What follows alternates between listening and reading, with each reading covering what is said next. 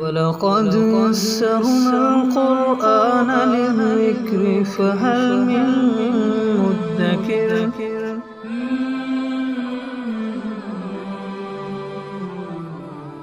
سورہ آل عمران آیت نمبر 55۔ اعوذ باللہ من الشیطان الرجیم، بسم اللہ الرحمن الرحیم۔ اذ قال اللہ یا عیسیٰ انی متوفیک ورافعک الی ومطہرک من الذین کفروا وجاعل الذین اتبعوک فوق الذین کفروا الی یوم القیامہ ثم إلي مرجعكم فأحكم بينكم فيما كنتم فيه تختلفون۔ سابق آیت میں ارشاد فرمایا تھا وَمَكَرُوا وَمَكَرَ اللَّهُ، کہ ان لوگوں نے داؤ کیا تو اللہ تعالیٰ نے بھی خفیہ تدبیر کی۔ واللہ خیر الماکرین، اور اللہ تعالیٰ بہترین خفیہ تدبیر کرنے والے ہیں۔ تو اگلی آیت میں جو آج ہم نے تلاوت کی، اس میں اللہ تعالیٰ کی اس خفیہ تدبیر کی عملی شکل ہے۔ لہذا ارشاد فرمایا اذ قال اللہ یا عیسیٰ، اس خفیہ تدبیر کی ایک شکل تب وجود میں آئی جب اللہ تعالیٰ نے ارشاد فرمایا اے عیسیٰ انی متوفیک، یقیناً ہم آپ کو صحیح سالم واپس لے لیں گے، آپ کو صحیح سالم واپس لے لیں گے۔ ورافعک الی، اور میں آپ کو اپنی طرف اٹھا لوں گا۔ ومطہرک من الذین کفروا، اور جن لوگوں نے کفر کیا ان لوگوں کی ایذا سے، تکالیف سے آپ کو پاک کر دوں گا۔ اب دیکھیں کہ حضرت عیسیٰ علیہ السلام کے اٹھا لینے اور اپنی طرف بلا لینے کی شکل کل میں نے اجمالاً ذکر کر دی تھی کہ جب مخالفین نے یہ چاہا کہ حضرت عیسیٰ علیہ السلام کو گرفتار کر کے سولی دی جائے، تو جو مخبر تھا اللہ تعالیٰ نے اسی کی شکل حضرت عیسیٰ علیہ السلام کے مشابہ کر دی، اور حضرت عیسیٰ علیہ السلام کو فرشتوں کے ذریعے سے آسمانوں پر بلا لیا۔ تو وہ آسمانوں پر تشریف لے گئے اور پیچھے سے وہی ولیکن شبہ لہم، جس کے اوپر تشبیہ ڈالی گئی تھی، اسی کو پکڑ کر سولی دے دی گئی۔ تو یہ رافعک الیہ کی شکل ہو گئی۔ ومطہرک من الذین کفروا، اور کفار سے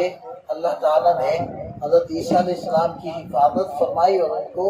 کفار کی ایذاؤں سے محفوظ کر دیا۔ وجاعل الذین اتبعوک فوق الذین کفروا الی یوم القیامہ، اور وہ لوگ جنہوں نے آپ کی اتباع کی، چاہے کامل طور پر صحیح معنی میں اتباع کی وہ مسلمان ہیں، اور چاہے غلو کیا تو پھر اتباع کی یہ عیسائی ہیں کہ وہ بھی حضرت عیسیٰ علیہ السلام کو مان رہے ہیں لیکن صحیح معنی میں اتباع نہیں کر رہے بلکہ غلو کر رہے ہیں، یعنی کہ حد سے تجاوز کر رہے ہیں۔ اور حد سے تجاوز یہ ہے کہ حضرت عیسیٰ علیہ السلام کو اللہ تعالیٰ کا بیٹا کہہ رہے ہیں، یا بعض ان میں سے جو طبقات ہیں وہ خود حضرت عیسیٰ علیہ السلام کو اللہ کہتے ہیں، اور تیسرا طبقہ وہ ہے کہ جو کہتے ہیں کہ 3 خداؤں میں سے ایک خدا ہے۔ مطلب یہ جو تثلیث کا معنی ہے نا عیسائیوں کے ہاں، آج تک وہ اس کے مفہوم کو خود واضح نہیں کر سکے۔ یہ عقیدہ تثلیث عیسائیوں کے ہاں کیا ہے، اس کی کیا حقیقت ہے، آج تک عیسائیوں کو خود نہیں پتہ، وہ خود کنفیوژن کے اندر پڑے ہیں، کبھی کچھ کہہ دیتے ہیں کبھی کچھ کہہ دیتے ہیں۔ تو بہرحال کامل طور پر ان کو ماننے والے ہوں وہ مسلمان ہیں، اور غلو کرنے والے ہوں وہ عیسائی ہیں، تو ان کے بارے میں دونوں گروہوں کے بارے میں اللہ تعالیٰ نے یہ ارشاد فرمایا، یہ اعلان فرمایا کہ ان کو میں فوقیت دوں گا ان لوگوں پر کفروا، جن لوگوں نے حضرت عیسیٰ علیہ السلام کا انکار کیا۔ اور وہ کون تھے انکار کرنے والے؟ وہ یہود تھے۔ تو آپ دیکھیں کہ تاریخ بتاتی ہے کہ ہمیشہ سے چاہے وہ عیسائی ہوں چاہے وہ مسلمان ہوں، وہ یہود سے غالب رہے ہیں بہرحال۔ اب بھی جو مضبوط حکومتیں ہیں اور غلبہ ہے وہ یا مسلمانوں کا ہے یا عیسائیوں کا ہے، اور جو اس وقت بھی آپ حضرات کو اسرائیل کی شکل میں جو ان کی حکومت نظر آتی ہے، وہ حقیقت میں ان کی حکومت نہیں ہے، حقیقت میں وہ ایک لے پالک بچے کی مثال ہے، یا پھر برطانیہ، امریکہ اور یورپ کی ایک مشترکہ کالونی کہہ لیں، یا ان کا فوجی اڈا سمجھ لیں کہ ان لوگوں نے مشرق وسطیٰ کے اندر قائم کیا ہے تاکہ مسلمانوں پر نظر رکھی جا سکے، تاکہ عرب کے اوپر ہاتھ ڈالا جا سکے۔ اس سے بڑھ کر اسرائیل کی کوئی حقیقت نہیں۔ اگر یہ لوگ صرف اس سے ہاتھ اٹھا لیں، صرف پیچھے ہٹ جائیں، تو اس کے مرنے کے لیے یا اسرائیل کی حکومت کو ختم ہونے کے لیے بس کسی کے مارنے کی ضرورت نہیں، وہ خود مر جائے۔ اور ویسے بھی قرب قیامت میں جیسے کہ پیشن گوئیاں ہیں کہ ان لوگوں کا اکٹھا ہونا اور ان لوگوں کا بظاہر ایک حکومت بنانا، تو اس کی شکلیں بھی تو وجود کے اندر آنی ہے۔ یہ شاید وہی شکلیں ہیں کہ یہ بظاہر اپنی حکومت بنا کر بیٹھے ہوئے ہیں، لیکن کلی طور پر اور عمومی طور پر تاریخ کے اندر ایسا ہوتا چلا آیا ہے، اور اب بھی ایسا ہی ہے کہ عیسائیوں اور مسلمانوں کو ان کے مقابلے میں بہرحال فوقیت حاصل ہے۔ ثم الی مرجعکم، پھر میری ہی طرف تم سب کا لوٹنا ہے، فاحکم بینکم، پھر میں تمہارے مابین فیصلہ کروں گا، فیما کنتم فیہ تختلفون، جس کے اندر تم لوگ اختلاف کر رہے ہیں۔ حضرت عیسیٰ علیہ السلام کا تذکرہ قرآن کریم نے جس تفصیل سے کیا ہے کہ ان کی نانی کا تذکرہ بھی کیا، اور پھر ان کی والدہ محترمہ کے پیدا ہونے ان کا تذکرہ بھی کیا، پھر ان کی زندگی کیسے گزری اور کیا کیا معجزات کرامات ان کے ہاتھ پر ظاہر ہوئی ان کا تذکرہ بھی کیا، پھر حضرت عیسیٰ علیہ السلام کیسے ان کی پیدائش ہوئی اور پھر ان کا بچپن کیسے گزرا، پھر ان کی جوانی کیسے ہوئی اور کس طریقے سے یہود نے ان کے خلاف سازشیں کی اور اللہ تعالیٰ نے ان کو آسمانوں پر اٹھایا۔ یہ پوری تفصیل قرآن کریم نے ذکر کی ہے۔ اتنی تفصیل خود حضرت محمد مصطفیٰ صلی اللہ علیہ وسلم کے بارے میں قرآن ذکر نہیں کرتا۔ دیکھیے کوئی تفصیل آپ علیہ السلام کی پیدائش کے بارے میں یا آپ علیہ السلام کے خاندان کے افراد کے بارے میں قرآن کریم میں نہیں ہے۔ اس کی وجہ یہی ہے کہ قرب قیامت میں حضرت عیسیٰ علیہ السلام کا دوبارہ سے تشریف لانا اور اس امت میں ایک رہبر و رہنما کی شکل میں وہ ایک الگ سے نئے نبی بن کر تشریف نہیں لائیں گے، لیکن بہرحال ان کا جو عہدہ ہے، جس عہدے پر وہ تشریف لائے تھے، وہ عہدہ تو باقی ہی رہے گا نا۔ وہ ایک نبی تھے تو وہ ان کا نبی ہونا تو باقی ہی رہے گا۔ ایسا تو نہیں ہے کہ یہ عہدہ ان سے واپس لے لیا جائے گا۔ آپ اس کی مثال یوں سمجھیں کہ ایک ملک کا اگر بادشاہ، یہ یوں کہہ لیں پنجاب کا وزیر اعلیٰ سندھ کے اندر چلا جاتا ہے، تو سندھ کے اندر وہ وزیر اعلیٰ تو نہیں ہے، اور سندھ کے اندر اس کی وہ ویلیو اور وہ حیثیت تو نہیں ہے کہ وہ احکام جاری کر سکے، ایسا کر دو ویسا کر دو، اور اس کے احکام نافذ بھی نہیں ہوں گے۔ لیکن